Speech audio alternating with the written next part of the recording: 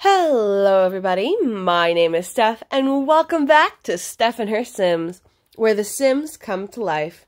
My name is Steph and I'm so excited to have you here with me today.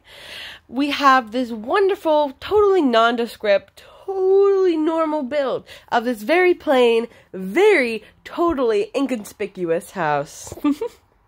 Now, as you can see, this gorgeous gray little farmhouse looking color with this beautiful cream brick underlay is on this very deserted road, I guess? It's not even a road, it's just a dirt carved out of the grass with the cars that pass by. And even the sidewalk itself is very crumbly and the grass is peeking through and it's a very isolated area. Odd. How weird that this place would be just so isolated, huh? But that's neither here nor there. Then we go into the actual house itself. Beautiful, isn't it? We have this beautiful black shingles, which I think looks so crisp against the gray and cream of the actual house itself. You have these brown windows with the white outlining, and even the door itself has that. And windows with blinds. Very important. Privacy is of the utmost importance. Then over here, if we enter through this door, we can go into the main hallway. We can see here we have some black, white, and red artwork on the wall, which pops so beautifully against the gray farmhouse wallpaper with the white underlay and the white panels and trim. I think it just looks so crisp and beautiful. And over here, if we turn a 360 turn when we face the front door, we will see just a nice entry rug and a coat hanger in the corner. Again, very normal looking house. Just not very descriptive now, is it? Not a lot of personality here. Really couldn't tell who lived here, could you? But that's neither here nor there. And as we enter into the kitchen, we see again the wallpaper follows us throughout the house. And we have this beautiful marble countertops, white marble countertops with very dark blue cabinets with silver handles on them. And even the white follows onto the top cabinets, which are all white. And all the appliances are chrome and stainless steel. Just very beautiful, very modern, very useful, tactful, and beautiful. Now, here we have a dining table with this nice area rug. This black and like couple other colors like the cream, the light blue, and the purple just looks so nice against the white chairs, which I believe are Scandinavian white chairs, which are beautiful, may I add. And this goes really well with, I think this might be a French table. I could be a little bit off, but I think it looks great. I like the idea of having like 4 chairs and one tucked into the corner over here. And again, there's blinds on all the windows. Privacy, very important to the homeowners, which we'll meet very soon. Now, through here into the living room, we are totally going to see some personality here, right? Well, let's see. We have this gorgeous L-shaped black couch, which looks wonderful for lounging around in, and this beautiful fireplace. Gorgeous, absolutely gorgeous. It has fire coming out of the hearth. And it's just white and a little bit of gray. I love it. I adore it. And we just have a nice clock on the wall. And even over here we have a nice seating armchair with a lamp that looks like the Pixar lamp in the opening credits. And some circle rugs in front of the black L shape and underneath the armchair. They're supposed to be white, but I think they came out a little creamier than white. Not exactly blinding white. And even over here in the bay window, we have this nice gray vase with these flowers. I love the look of bay windows. I think they added such a nice dimension into rooms. And you just have some nice artwork on the wall of what looks like feathers or maybe some wheat that's discolored. Not discolored, but colorized in a different way. A nice plant in the corner, and yeah. Again, not a lot of photos or identifying marks or anything. Wonder why that is. Now, through this door over here, we're led into the master bedroom, which again has the gray walls with the white underlining. It just looks so nice. I love this. It's a farmhouse gray, I think it's called, in the wallpapers. Beautiful. And this bed is actually brand spanking new. It just came out in the, I believe it's the Sim Chase. I can't remember what number. There's been too many at this point. But it's the newest one. This was filmed on May 25th. So this came out probably a week ago. It had beds for seniors and seniors, adults, and teens. And it also had clothing for toddlers, teenagers, and seniors, pajamas. And it just looks so nice. It has this flannel-esque blue, and these tables, these bedside tables with a gray geometric lamp with a black shade. And on the wall, again, this feather, a nice fan. And if we go over here, we have this nice, I don't think it's an armoire, because I think it's too tiny to be an armoire, but I'm going to call it an armoire. It has a nice gold and cream lamp, and just, again, that vase with the nice flowers, that's gray, and another gray hamper in the corner. And in the corner, in the other opposite corner, we have this nice geometric lamp with this black chair and just nice white quote-unquote rug and honeycomb mirrors. I love honeycomb mirrors. Again, not a lot of pictures. Odd. Now, through this door, we're led into the bathroom, which has this gorgeous sink. I love this sink so much. It's so geometric looking. I absolutely adore it. And pretty soon, when I do a modern house build, which I don't know when I'm going to do it or when it's going to come out. Sorry about that. But when I do, all I know is this freaking sink is going to be in that house. But regardless, over here we have, if we turn this way, we just have this nice shower here with these very dark blue, almost black looking towels right next to the shower, and more honeycomb mirrors right next to this very fancy toilet and this nice plant. Again, not a lot of discernible markings, but that's neither here nor there. And I think it's time for us to go into the one of the main areas, which is this not study hall, study hall. This office space, which has beautiful wall, ceiling to floor bookshelves. Again, a nice seating arrangement in the corner with this nice chair. Again, with the white rug, plants in the corner, some artwork there on the wall next to the plant. And of course, this beautiful table. I love this for any office design. I love this, what is it called? This setup, this office setup. And again, another lamp in the corner. Well, yeah, totally not conspicuous in any way, shape, or form. Well, oh, would you look at that? There seems to be something behind the bookshelves, but that's weird. I mean, it's not like these bookshelves are a fake door or anything, are they?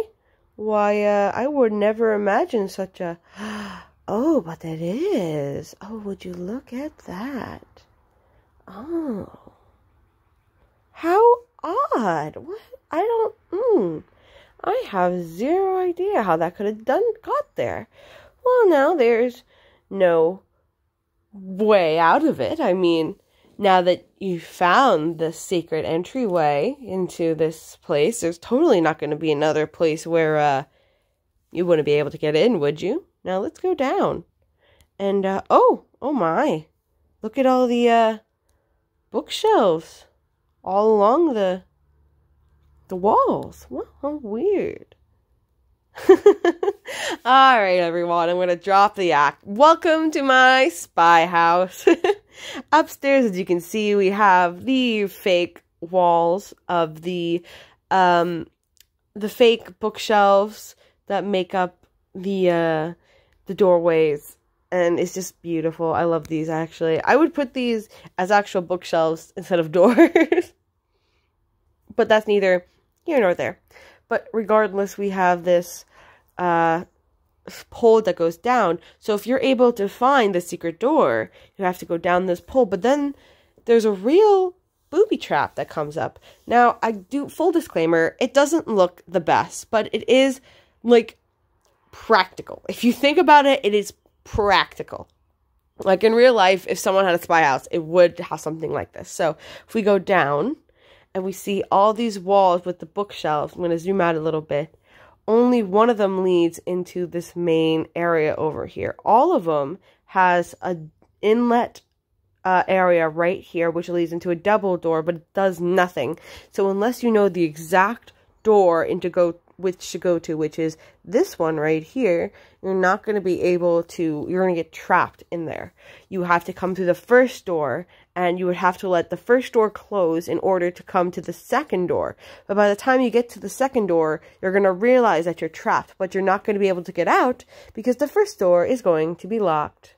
And that's just a safety precaution for the spies, which we are about to meet. So excited. And there's a whole story to this. I have a sheet of paper next to me because it's so long and there's so much to do. And let's get into it, everyone. So if we pick the correct door, we would go through this door right here and lead into these. These are actually boat doors, but I thought they were too perfect not to use for the spy door. They look like what are they? Shelter doors almost. Which I suppose boat doors have to be because you're going against the elements on the sea. But that's neither here nor there.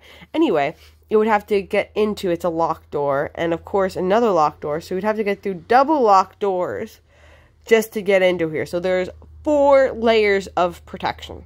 4. But regardless, let's get into the people. As we can see over here, if we go through here in this hallway, all the boat doors require access through either eye scan, fingerprint, and key code. So there's no way you're getting into that unless you're the actual person themselves. And actually, let's go through this door and meet our first individual, which is right here. Let us meet Jason Fox, codename Agent 415. He is in this little cellular room, underground with lots of technology around him, a very sneaky, totally safe and secure phone line into his agency, which shall not be named. We have tech on the wall over here, which it just controls everything within the house itself, upstairs and downstairs. A flat screen TV to use like monitors or to connect the dots or to show something or image to study, and just a fan to keep things cool because I imagine that sometimes it can get hot with all the technology in this room. And here he is typing away on his computer. Now, Jason Fox, that's his name, and his current alias is Mathew Peterson, engaged to Sarah Lewis, born in California, specifically Alameda, California, I can't pronounce that, born second out of 4 children, a twin with Megan Peterson, parents Louise and John Peterson. He's an electrical engineer at the Simland Institute of Science and Medicine, and his actual identification is Jason Fox, born Bristol Britan, skilled in technology and hacking, specialties in psychology and tracking. Now, this will be important for a reason that we're going to get into in just a little bit. Now, back through this boat door over here, and I'm going to have this whole story posted in the description box, so if I'm going a little fast or you want to reread it or like get to know the characters a little bit more, there will be more in the description box. This will all be in the description box. Now through here, through this door over here, we are welcomed into this nice lady over here, which we're gonna meet. Her name is Minx Leyon, codename Agent 204, current alias Sarah Lewis, engaged to Mathew Peterson, born in New York City, only child of parents James and Hugh Lewis, adopted from Russia, never knew her parents and is an artist and homemaker, wants to be a stay-at-home parent while pursuing a career in art. Actual identification, Minx Leyon, born in Nice, France, skilled in hand-to-hand combat, nuclear fusion and fission, and biochemistry. Specializes in analyzing unknown organic compounds and materials, and jiu-jitsu. Now, as you can see, she's in here studying what seems to be a very weird thing, but we're going to get right into that when I discuss the mission. Now, the mission these two are on about, the mission, as the agency puts it, a rogue agent has stolen 2 nuclear reactors and an unidentified organic material. Thought to be extremely powerful in the use of fusion, extremely heavy element, heaviest known to man, from a base station in the Chichichuanan Desert in Mexico, tracked back to Louise Silva. Analysis, Louise Silva, codename Agent 084, tracked back to Simland Island, 15 miles off the coast of the mainland, known under the alias Jonah Hills. New scientist at the Simland Institute of Science and Medicine. Jason will be posing as an electrical engineer working in close proximity with Louise and to gain his trust over time. Mission completement. Bring Louise Silva back and alive and research and track who he is working for. Suspected is not the Brazilian government, for he is from Brazil, but it may be from someone with close relations to the Albanian government. Study and test the unknown organic material and try to deduce its properties and abilities. Mission duration is 456 days. Now, as you can probably see, we have in Jason's room, he's looking through, it's supposed to be a one-way mirror, but there is no one-way mirrors in the Sims Freeplay, but we're going to pretend it is. We have in here, we have Louise Silva. Now, Louise is been captured, actually. Let me just get this over with so you can see he's in these raggedy clothes, his hair is grown out. He just has a bed, a light, an air conditioner to make sure he gets air, and a toilet. He is currently, let me put him back to sleep, he is currently under the watchful eye of Jason, who has been tracking and trying to hack into who he was working for and who he's going to bring the nuclear reactors to, and the organic material that he stole. Which actually, over here, Minx is studying. These two are the nuclear reactors, and she has lots of books everywhere trying to study and analyze the organic material, which is right through these glass partitions, which are supposed to be bomb-proof, gun-proof. They won't be able to get through without Minx access. And over here, she has it's supposed to be a boiler, but I like to imagine right next to the nuclear reactor that is controlling the temperature, everything in that little room right there, so she can test it and see the properties it has. Now, she's actually the one who lured Jason.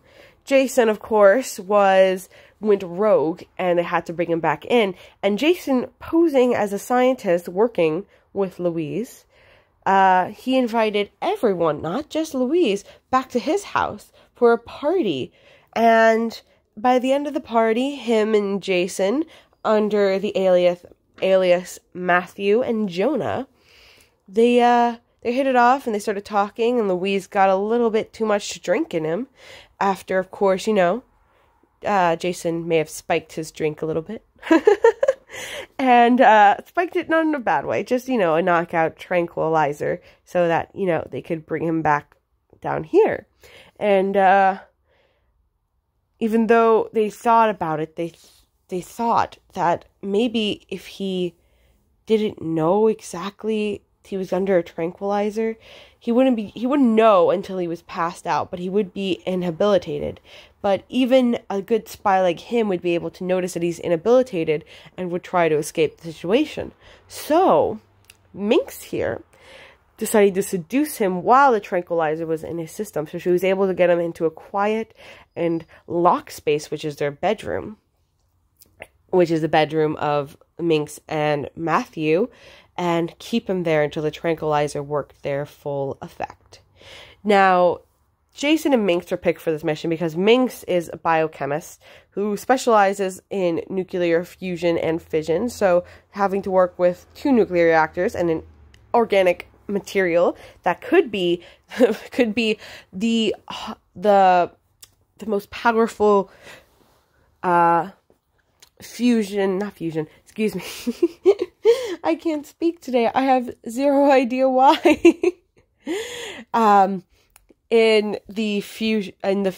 Excuse me, could be the most powerful in nuclear history, this material, which is still unknown and untested as well. Well, she's testing it at the moment. But they both have a job to play, with him trying to track who Silva was working for, and yeah, that's basically it. The story would end here. I mean, it goes on, because now that they track Silva, they have to wait out their mission duration. Minx has to figure out all she can about the organic substance that she's come into possession, as you can see by all the open books and books laying about and all that kind of stuff. And Jason keeps having to try and track and hack and figure out who Silva was working for. And Silva, well, he's just trapped. He has really nowhere to go. There's no real options. He served his food on plastic plates and all that, so he won't be able to escape. And yeah, so that is it for this build, and I hope you guys actually enjoyed it. I know it was a little bit out there and there wasn't that much to it, but I think the storyline makes up for the lack of visual apparatuses. Not apparatuses. I can't speak today. But thank you guys so much for watching, and I'm so excited to see you in the next video. And thank you so much for watching. So have a great day, and remember, you are loved, you are important, and you are unstoppable. Bye, everyone!